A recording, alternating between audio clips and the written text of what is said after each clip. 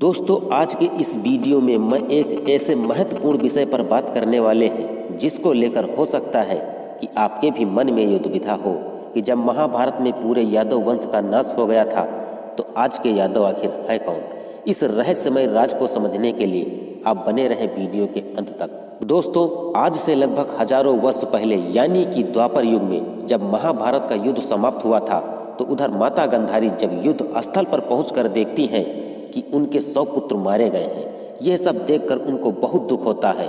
जब माता गांधारी से अपने पुत्रों का वियोग सहन नहीं हुआ तो एक दिन भगवान श्री कृष्ण के पास जाकर कहती हैं, कृष्ण, सिर्फ तुम्हारे ही कारण मेरे पूरे वंश का नाश हो गया है, इसलिए कृष्ण मैं आपको श्राप देती हूँ कि जैसे आज मेरे वंश का नाश हुआ है ठीक उसी प्रकार एक दिन आपके भी परिवार का नाश हो जाएगा। धीरे धीरे वक्त के साथ समय बीतता गया।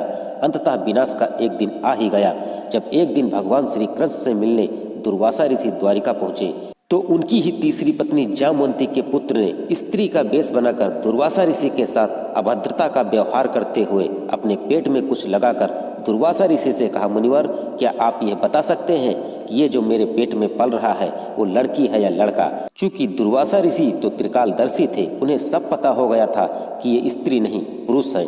जिस पर क्रोधित होकर दुर्वासा ऋषि ने शाम को श्राप देते हुए कहा कि आज के 7 दिन बाद तुम्हारे गर्भ से एक मुसल का जन्म होगा और यही मुसल तेरे परिवार के विनाश का कारण बनेगा। जब इस बात की खबर भगवान श्री कृष्ण और बलराम जी को पता चली तो भगवान श्री कृष्ण से बलराम जी ने कहा, केशव, इस श्राप का कोई उपाय है? तो भगवान श्री कृष्ण के मुख से सिर्फ एक ही शब्द निकला, असंभव, क्योंकि वो जानते थे कि दुर्वासा ऋषि का दिया हुआ श्राप फलित अवश्य होता है। लेकिन फिर भी बलराम जी ने भगवान श्री कृष्ण से कहा, केशव, मानते हैं कि दुर्वासा ऋषि का दिया हुआ श्राप विफल नहीं होता है, इसके लिए मुझे अवश्य कुछ करना होगा, क्योंकि मैं भी ये नहीं देख सकता हूँ कि मेरे ही आंखों के सामने मेरे परिवार का विनाश हो।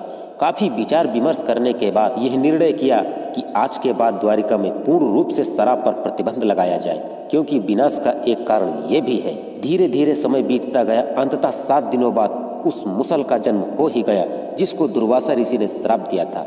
जब इस बात की खबर बलराम जी को मिली तो बलराम जी ने तत्काल सैनिकों को आदेश देते हुए कहा कि तुरंत ही इस मुसल का चूरा बनाकर समुद्र में फेंक दिया जाए। सैनिकों ने ठीक वैसा ही किया जैसा कि बलराम जी ने आदेश दिया था।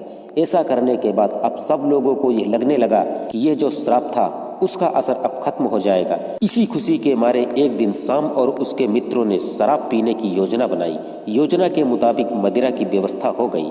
सभी लोग मदिरा का सेवन कर ही रहे थे कि अचानक उन लोगों में किसी बात को लेकर झगड़ा हो गया। बात इतनी बढ़ गई कि नौबत हाथापाई की आ गई। किसी तरह से भगवान श्री कृष्ण और बलराम जी के समझाने पर वे लोग वहां से हटकर समुद्र के किनारे आकर घमासान युद्ध करने लगे। हालांकि उन लोगों के पास उस समय कोई अस्त्र शस्त्र तो थे नहीं, उन्हें आवश्यकता थी हथियारों की। तब उनमें से किसी ने देखा कि समुद्र के किनारे कुछ घास की जैसी कोई चीज उगी है।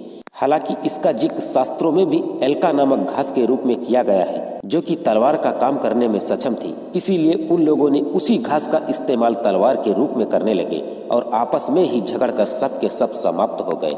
असल में ये घास कोई और नहीं थी मित्रों, ये घास उसी मुसल के चूरे के स्थान पर उगी हुई घास थी जो तलवार की भांति काम कर रही थी और भगवान श्री कृष्ण के संपूर्ण कुल को साफ कर दिया था। हालांकि इस भयंकर युद्ध में शेष 3 लोग बचे हुए थे, जिनमें भगवान श्री कृष्ण, बलराम और उनका एक सहयोगी। तब भगवान श्री कृष्ण ने अपने उस सहयोगी से मंत्रणा की और कहा कि तुम शीघ्र ही अर्जुन को यहाँ लेकर आओ ताकि वो हमारी स्त्रियों को हस्तिनापुर सुरक्षित ले जाए, जिससे यदुवंश आगे बढ़ने लगे। मित्रों, यह समझने की बात यह है कि माता गांधारी ने श्राप पूरे यादव वंश को नहीं दिया था, केवल श्राप भगवान श्री कृष्ण और उनके वंश को दिया था कि आपके वंश का नाश हो जाएगा। मित्रों, आशा करता हूँ कि इस कथा से आपके भी मन का भ्रम दूर हो गया होगा।